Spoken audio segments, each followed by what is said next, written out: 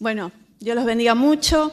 Hoy estuve, estos días, leyendo un poquito sobre la tentación, ¿no?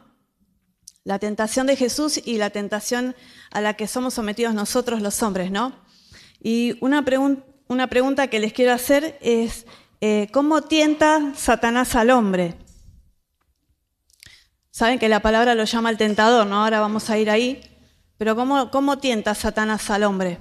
¿Cómo hace? O sea, ¿qué le envía pensamientos que se introducen en nuestra mente?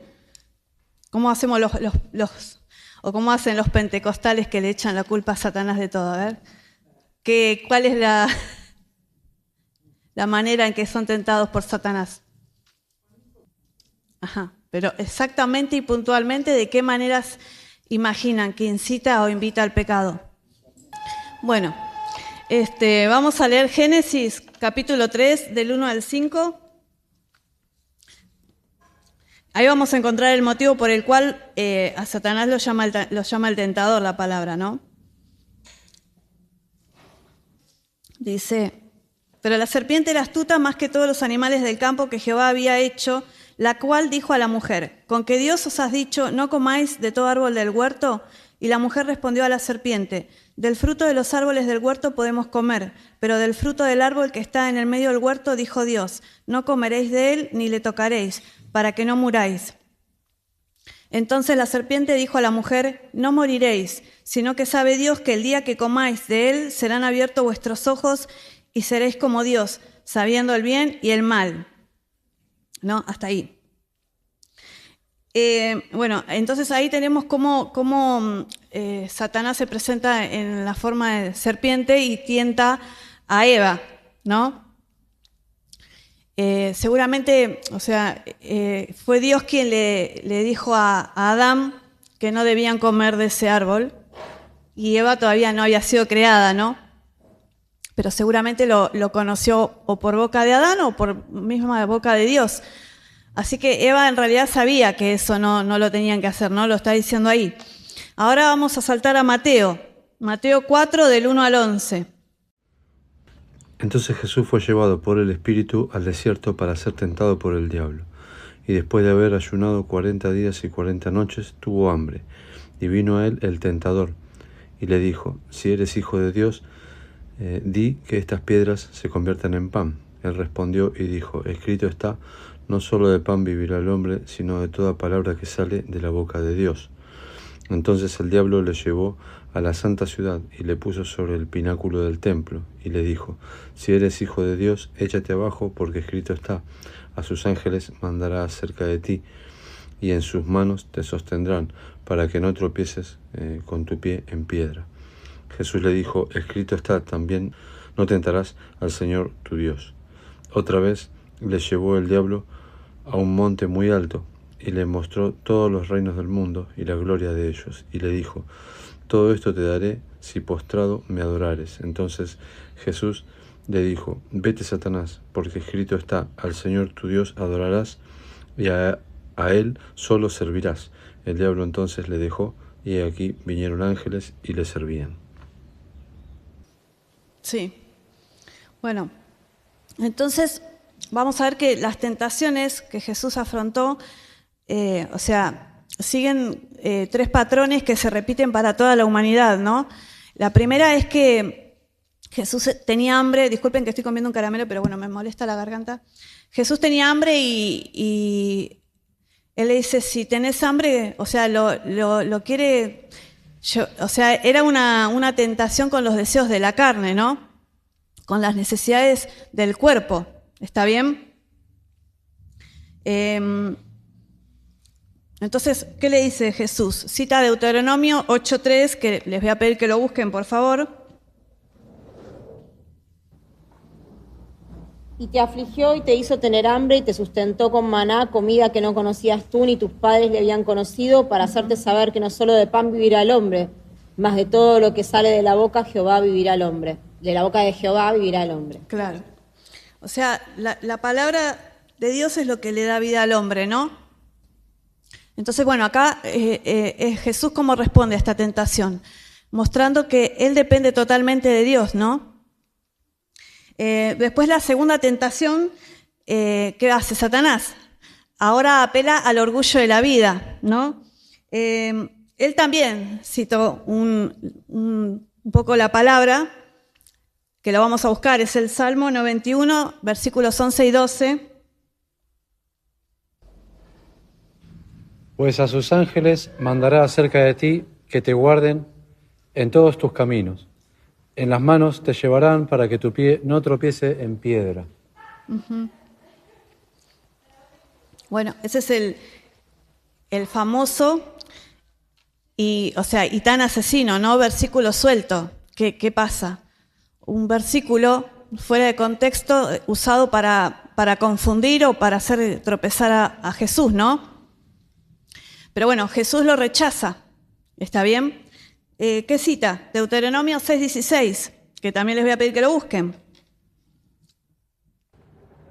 No tentaréis a Jehová vuestro Dios como lo tentasteis en Masá. Claro. Bueno, entonces él quería lograr que Jesús exhibiera su poder, pero bueno, Jesús rechaza esta tentación, ¿no? Y bueno, y la tercera tentación, que Satanás apela a la codicia o la concupiscencia de los ojos. Si Jesús adoraba a Satanás, bueno, él le iba a ceder todos los reinos que había en el mundo.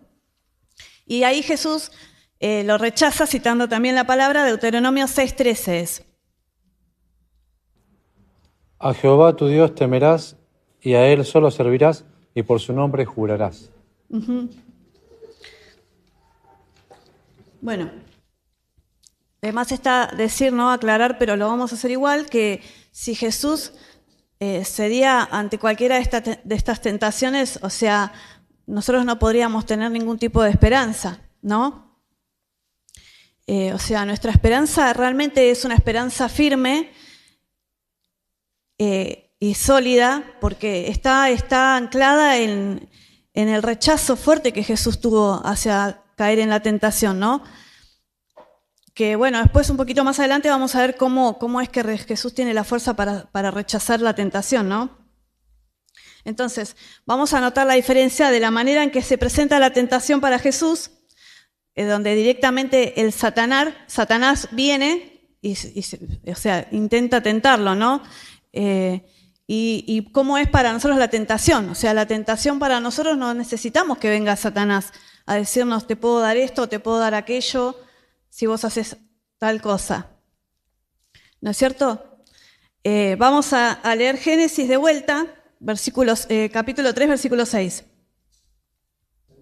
Sí, 3:6.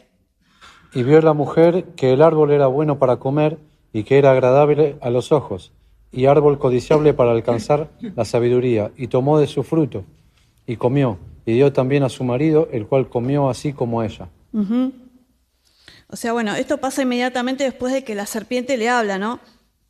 El versículo 6 nos dice que Eva vio que era agradable, o sea, ella también tuvo la tentación en su interior. Ella con sus sentidos fue seducida, ¿no? Fue engañada y ella dijo, sí, es verdad, esto es así, ¿no? Entonces, no es solamente una cuestión de que vino Satanás y se lo impuso, ella también, ¿sí? Entonces, la diferencia que vamos a encontrar entre la tentación de Jesús y las tentaciones que podamos pasar nosotros como hombres es que, bueno, que Jesús tuvo que presentársele a Satanás y, sin embargo, a nosotros no necesitamos que Satanás se nos presente, ¿no? Ya vemos cómo Satanás le transmitió a Adán y a Eva y después a toda la descendencia, porque Adán y Eva tuvieron hijos, cómo les transmitió el pecado. ¿Está bien? Entonces, eso pasó a toda la humanidad. Después de ellos no hay ninguna persona que pueda nacer sin esa naturaleza. ¿Está bien? Sin esa naturaleza caída. Entonces, llegamos nosotros y, por supuesto, tenemos en nuestro interior ya todo eso. Desde chiquitos, ¿no? Desde que nacemos. Y a medida que vamos creciendo y que vamos viviendo, bueno, eso sigue estando ahí. Y además se va potenciando, ¿no? Todo el pecado. pero en realidad la tentación a pecar para nosotros, o sea, no necesitamos que venga Satanás, está en nuestro interior, está en nuestro corazón y viene también de tener deseos, viene de la concupiscencia, ¿no? Bueno, yo acá me anoté que Satanás tentó en el huerto de Edén y condenó a toda la humanidad. Entonces, la tentación para nosotros se presenta ante las mismas oportunidades posibles que a Jesús. La diferencia es que están en nuestro corazón, ¿no? Ya fueron puestas allí por Satanás. Entonces, lo que sabemos es que Jesús no tenía para nada esto en su corazón. Él necesitó de esta tentación que viene de procedencia externa para pasar por un camino de tentación, ¿no? Pero él no tenía pecado, él no tenía el deseo. Nosotros lo que pasa es que quizás escuchamos esa falsa voz que nos incita a hacer algo que no está bien a los ojos de Dios y en nuestro interior hay como un regocijo, ¿no? Como decir, uy, sí, sería bueno hacerlo. Pero en Jesús no pasaba eso. Entonces el agente tentador venía de afuera, ¿no? Y vamos a leer los versículos que avalan esto. 2 Corintios 5:21. Al que no conoció pecado, por nosotros lo hizo pecado, para que nosotros fuésemos hechos justicia de Dios en él. Amén. 1 Pedro 2:22. El cual no hizo pecado, ni se halló engaño en su boca. Uh-huh. Y 1 Juan 3:5. Y sabéis que Él apareció para quitar nuestros pecados, y no hay pecado en Él. Amén.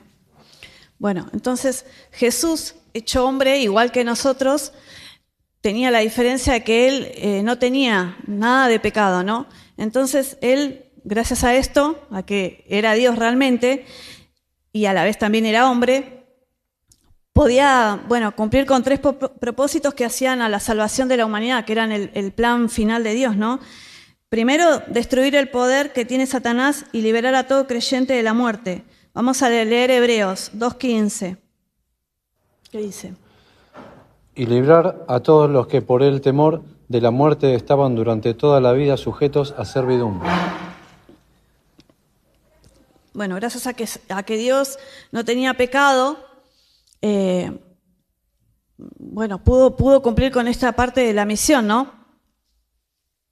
También Él fue nuestro sumo sacerdote, Hebreos 2:17. Por lo cual debía ser en todo semejante a sus hermanos, para venir a ser misericordioso y fiel sumo sacerdote en lo que a Dios se refiere, para expiar los pecados del pueblo. Sí. Y además también se compadece de nuestras habilidades, ¿no? Como hombre. Hebreos 2:18 y 4:15, por favor. Pues en cuanto él mismo padeció siendo tentado, es poderoso para socorrer a los que son tentados. Y 4:15. Porque no tenemos un sumo sacerdote que no pueda compadecerse de nuestras debilidades, sino uno que fue tentado en todo según nuestra semejanza, pero sin pecado. Amén. Entonces, su humanidad lo capacitó para comprender nuestras debilidades, ¿verdad? Y a la vez, como sumo sacerdote, Él puede interceder para que nosotros podamos obtener el perdón de Dios, ¿no? Entonces, volviendo al texto de Mateo que estábamos leyendo, ¿no? La palabra dice ahí que Jesús fue llevado al desierto por el Espíritu, ¿está bien? Para ser tentado por Satanás. Y es necesario aclarar que esto no contradice en ninguna manera la teología que nos enseña que Dios no tienta, ¿no? ¿Se acuerdan en Santiago? Vamos a buscar Santiago. Es capítulo 1, versículos 13 y 15. Cuando alguno es tentado, no diga que es tentado de parte de Dios, porque Dios no puede ser tentado por el mal, ni Él tienta a nadie. ¿Y el 15 directamente? Del 13 a 15. Sino que cada uno es tentado, cuando de propia concupiscencia es atraído y seducido. Entonces la concupiscencia, después que ha concebido, da a luz el pecado, y el pecado, siendo consumado, da a luz la muerte. Entonces, lo que Santiago quiere decir es imposible que Dios tiente, ¿está bien? Porque Dios no tiene ningún tipo de relación con el mal. Dios no tiene nada que ver con el mal. Además, Él aborrece el mal y está muy lejos de querer hacer extraviar a una persona, porque eso es, una tentación es solamente para caer en pecado y para producir muerte, como dice Santiago, ¿no es cierto? Dios tiene otro tipo de estrategia sabia, ¿no?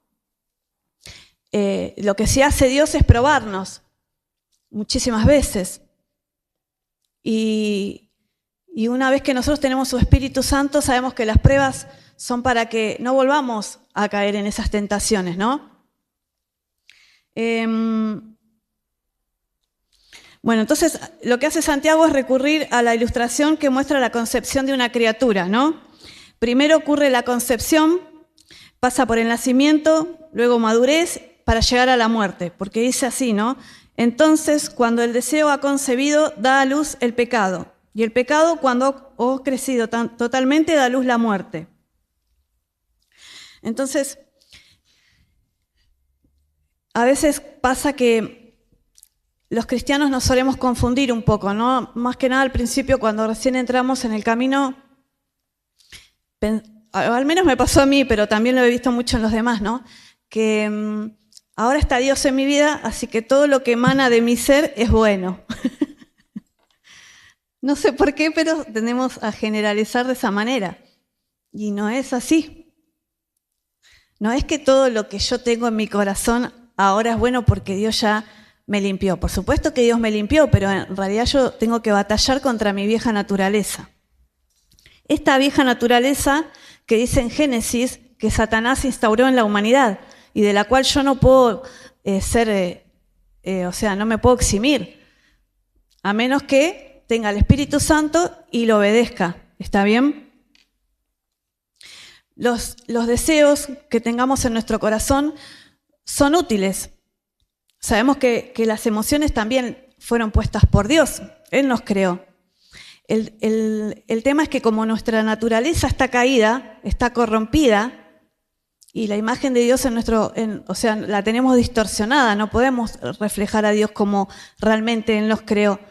Entonces, cuando Dios no está, nuestras emociones pueden desbordar, pueden tener un descontrol. Ahora, cuando Dios está, y nosotros somos guiados por el Espíritu Santo, vamos a ir viendo que lo que hace el trabajo del Espíritu Santo es que esas emociones y esos deseos van encontrando un límite, van como siguiendo un cauce o un camino, ¿no? Digamos, que es el camino que el Espíritu Santo nos quiere hacer pasar. ¿Está bien? Donde hay un orden también en nuestras emociones. Una característica de nuestro Dios es que también no es desordenado, es un Dios ordenado y en esto también, ¿no? Entonces, ¿qué pasa? Si nosotros pasamos por alto la importancia de ponerle límites a las emociones, a los deseos que tengamos y no los sometemos a lo que Dios quiere realmente para nuestra vida, con paciencia, lo aclaro porque a veces pensamos que someternos es ir a orar, encerrarnos 1 hora en el cuarto y cuando salimos ya está. Ya estuvimos sometidos, así que todo lo que pase de ahora en más es porque Dios... No, después aguardar con paciencia sin intervenir, ¿no? Esperando a ver qué pasa. Entonces va a pasar, ¿qué va a pasar? Si nosotros no lo hacemos debidamente, va a ocurrir este famoso embarazo del que habla Santiago, ¿no? Cuando la voluntad de Dios, en vez de objetar, ¿no? O la voluntad del hombre, perdón, en vez de objetar y decir, no, a ver, esto es una tentación y me va a alejar de Dios, sino que en vez de hacer eso, cedemos, evidentemente vamos a terminar en muerte, ¿no? Como dice Santiago. Comienza la concepción, el pecado se desarrolla, luego nace y después muere. Y con respecto a la muerte del creyente vamos a leer Romanos 6:23. ¿Qué dice? Porque la paga del pecado es muerte, mas la dádiva de Dios es vida eterna en Cristo Jesús, Señor nuestro. Amén. Bueno, entonces, en las futuras ocasiones que tengamos, que nosotros digamos que estamos siendo llevados al desierto, quizás como pasó con Jesús. Jesús ya sabía que era parte del plan y que tenía que ser llevado a ese lugar para ser tentado, ¿no? Pero nosotros cuando estemos en una situación semejante, ¿qué deberíamos hacer? Y bueno, y pensar y acordarnos qué hizo Jesús. O sea, cómo se manejaba Jesús. Primero, saber que lo que voy a decir a continuación es una constante en la vida de Jesús. No es un recurso que tomó a último momento para zafar, que es la comunión con Dios, ¿no? O sea, estar siempre orando, siempre buscando la voluntad del Padre. Eso lo podemos leer en todo el largo de los evangelios. Vamos a ver que Jesús siempre estaba en oración. Y también, bueno, tener una relación con la palabra, ¿no? Conocerla y conocer la voluntad de Dios. Entonces, cuando nosotros en algún futuro estemos sometidos a una situación donde pensamos que vamos a ser tentados o que estamos siendo tentados, tenemos que pensar, ¿no? ¿Qué hizo Jesús? Ustedes piensen, quizás, ¿no? Ojalá ayude, pero si Jesús cedía, ¿no? Ante la tercera tentación. Ustedes saben que cuando Jesús vino, el pueblo de Israel estaba esperando al Mesías, equivocadamente.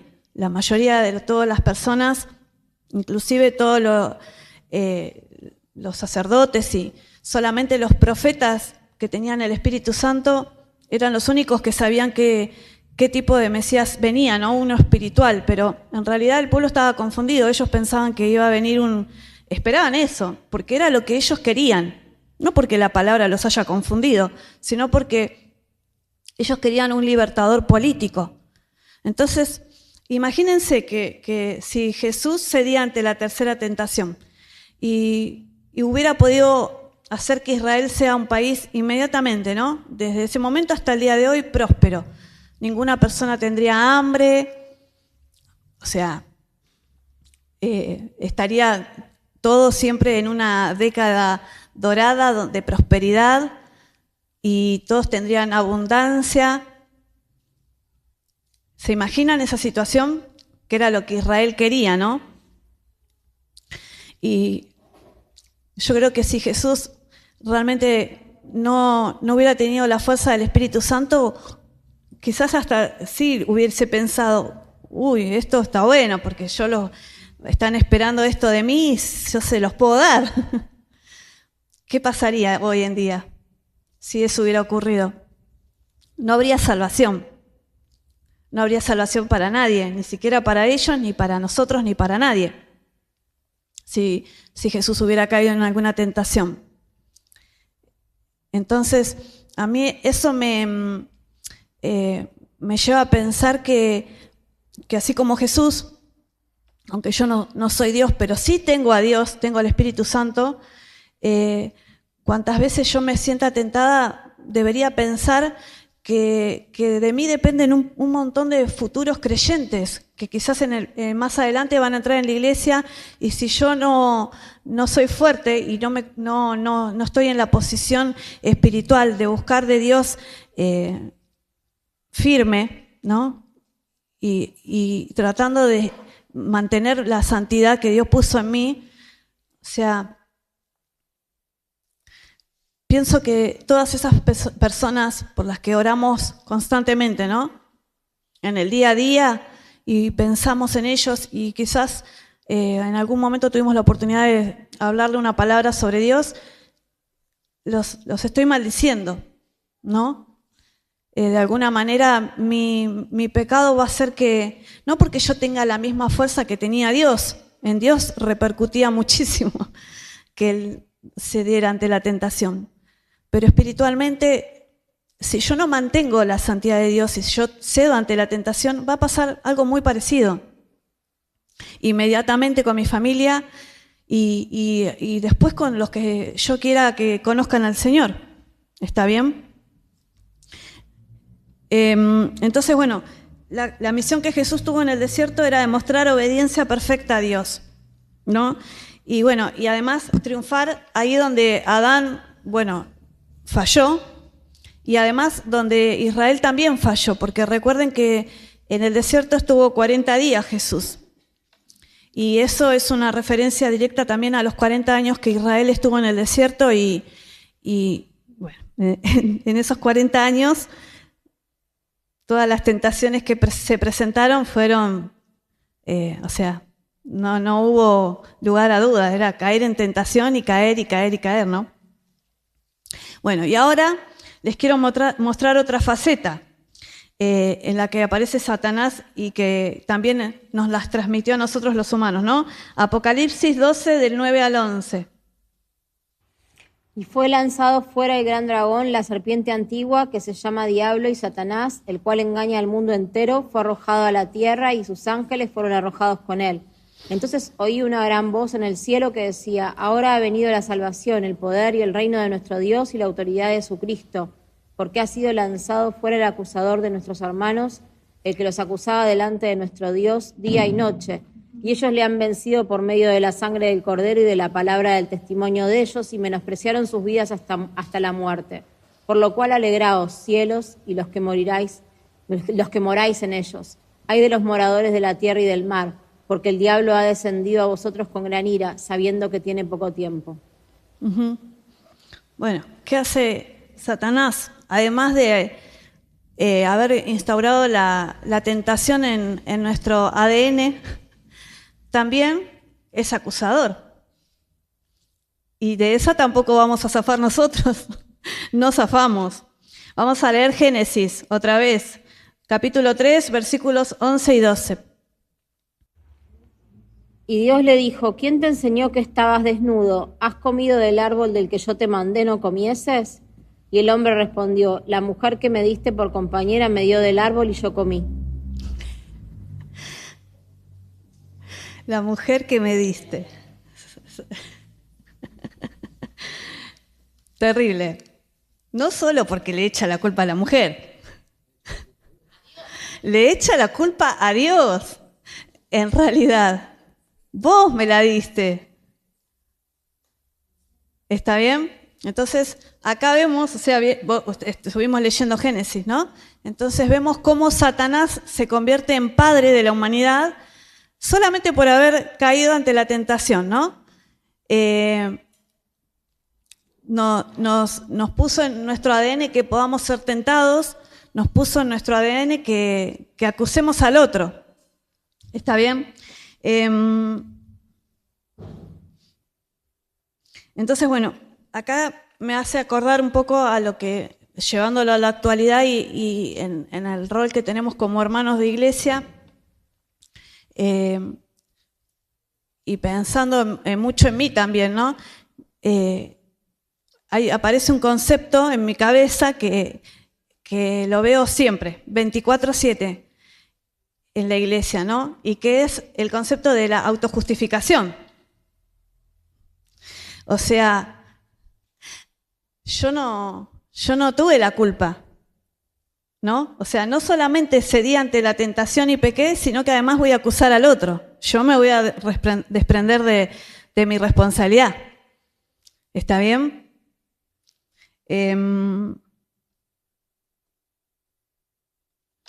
Bueno, yo me anoté ahí que cuando una persona nace de nuevo deja de autojustificarse, ¿no? A mí me llevó mucho tiempo dejar de hacerlo y todavía lucho para no hacerlo.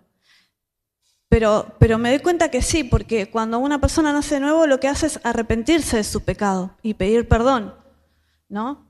Y la autojustificación es como que no tiene validez. Porque ¿qué pasa? ¿Qué es la autojustificación? O sea, es que busco mi propia justicia en definitiva, ¿no? Lo puedo poner así, orgullo. Claro, el orgullo es que yo sigo gobernando y a Dios no le doy el lugar que tiene. No sé si se les ocurre alguna otra definición para autojustificación, la pueden sumar. Pero la cuestión es que nosotros busquemos hacer nuestra propia justicia, teniendo al Espíritu Santo, o sea, no nos deja muy bien parados, no habla bien de nosotros. En realidad la autojustificación es eso, que yo voy a justificar por qué cometí ese pecado, por qué caí ante la tentación. Y la verdad es que ya no es válido esto, ¿no? Porque nuestra justicia, ¿dónde está? En teoría, ¿no? Que sabemos que es verdad, porque tenemos el Espíritu Santo que nos da la convicción de que esto es verdad.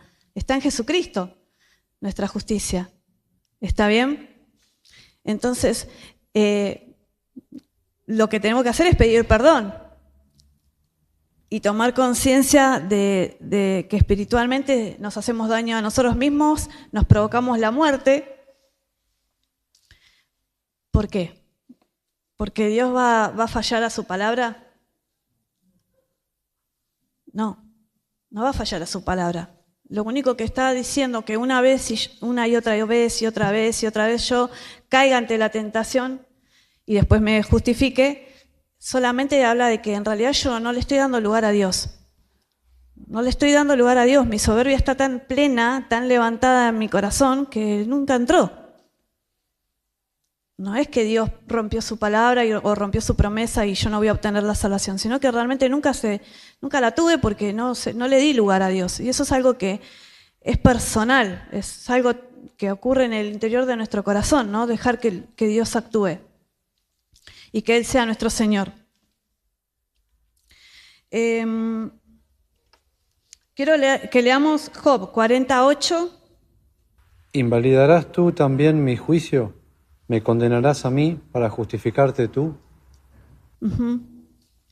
Y encima es un re buen ejemplo para el caso porque se acuerdan cómo era la situación de Job, ¿no? ¿Cómo era? Se le presentó Satanás, ¿no? A Dios. Y por eso yo le decía que la diferencia con la tentación, que es algo que ocurre por nuestro pecado y que no tiene nada de relación Dios en ese actuar, en ese proceder, y la prueba que Dios pone, porque la prueba en realidad es para crecimiento. ¿Está bien? ¿Qué pasó con Job después de todo esto que pasó? Él terminó conociendo a Dios de verdad. Él solamente lo conocía de oídas, pero después lo conoció de verdad, ¿sí? También quiero que lean Juan 8:44. Vosotros sois de vuestro padre el diablo, y los deseos de vuestro padre queréis hacer. Él ha sido homicida desde el principio, y no ha permanecido en verdad, porque no hay verdad en él. Cuando habla mentira, de suyo habla, porque es mentiroso y padre de mentira. Uh-huh. Bueno, ahí le dice que es homicida desde el principio, ¿no? Porque desde el principio su objetivo era que la humanidad se pierda, ¿no? Que no pueda tener la salvación, que no pueda estar en la presencia de Dios.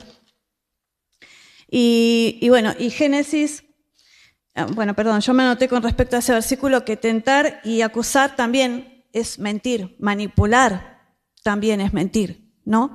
Distorsionar la realidad de cómo son las cosas también es mentir. Entonces también eso, estamos volviendo a repetir el patrón de quien fue nuestro padre, ¿no? Entonces, bueno, ahí está la importancia de por qué nosotros tenemos que dejar nuestra vida pasada y por qué nosotros tenemos que buscar de Dios, porque sin Él es imposible que esto está en nuestro ADN, o sea, en nuestro ADN espiritual. Hasta que Cristo no llegue y hasta que el Espíritu Santo no haga morada realmente y pueda actuar y tenga el campo libre, o sea, todo nuestro permiso en nuestra vida, no, vamos a seguir estando bajo la influencia de Él, ¿no? Y Génesis, ahora el 3:15, que es como termina todo esto, ¿no? Y pondré enemistad entre ti y la mujer, y entre tu simiente y la simiente suya. Esta te herirá en la cabeza y tú le herirás en el calcañar. Uh-huh. Bueno, ahí es cuando Dios maldice a la serpiente, ¿no? Y de alguna manera está adelantando cómo va a ser el final de todo esto. O sea, lo que acaba de pasar, donde Dios dice, bueno, ¿qué pasó acá? Todo se arruinó, ¿no? Bueno, enseguida Dios les dice, bueno, lo que va a pasar es esto, ¿no? Y a Satanás lo maldice y le dice que de un hijo de Eva va a salir la salvación, ¿no? y aunque la serpiente lo quiera, o sea, Jesús tuvo que pasar momentos de angustia, de sufrimiento, de dolor antes de morir, porque recuerden que todo el pecado de la humanidad iba a caer sobre él y eso implicaba que él iba a perder la comunión con el Padre. La primera y única vez en la que Jesús interrumpía su comunión continua con él era para salvarnos a nosotros, ¿no? Pero que él iba a vencer. Y yo sé que ustedes lo saben, ¿no? O sea, sé que saben que Satanás ya fue vencido por lo que Jesucristo hizo, por haber resucitado, y resucitó porque era santo, y era santo porque no cayó ante la tentación. Sé que lo saben. Pero la cuestión es que en nosotros la tentación no puede seguir teniendo el mismo peso en lo práctico de nuestra vida. Está bien, yo siempre les hablo de que está muy bien lo que aprendemos intelectualmente, y también comprendo que lleva un tiempo hasta que nosotros lo podemos empezar a aplicar en nuestra vida, ¿no? Porque a veces hasta también depende del trato que Dios nos da. Pero a veces estamos pasando por unas pruebas muy jodidas, muy difíciles, y aún así todavía no damos el brazo a torcer con Dios. Entonces, va a ser muy complicado para nosotros, ¿no? Porque yo creo que cada prueba, cada vez que se nos presenta una oportunidad para tentar, es pensar que si nosotros tenemos el Espíritu Santo, o sea, no podemos ponernos nunca a la altura de Jesús. Porque gracias, aunque él era hombre, no tuvo esa cosa de decir, ¿qué satisfacción me daría hacer esto? No tuvo eso. Nosotros cualquier cosa que se nos cruce por la cabeza diríamos, estaría bueno. ¿No? Somos de terror. Entonces hay una diferencia notable y yo lo sé, pero nosotros tenemos el Espíritu Santo para batallar contra eso, ¿no? Y la palabra ya estamos acá porque creímos en la resurrección de Jesús, ¿no? Entonces ya está terminada la pelea contra Satanás. ¿Está bien? No perdamos más tiempo y tratemos de pensar en que esas personas por las que oramos, esas personas que nos cuestan muchísimo que conozcan al Señor, que les tiramos a veces algunas palabritas, pero todavía no creen, tienen el corazón un poco endurecido, o esas personas que nos mueven a misericordia y que quizás todavía no pudimos hablar mucho y no pudimos conocerlos muchos, pero que es algo que nace del Espíritu, que se mete en nuestra mente y decimos, pobre, estaría bueno orar por él, ¿no? Porque sabemos que no nos la está pasando muy bien. Todo eso lo perdemos. Todo eso lo perdemos y perdemos nuestra relación con Dios, ¿no? Que creo que es lo más grave. Porque ¿a quién voy a poder salvar yo si todavía yo no fui salva, ¿no? A nadie.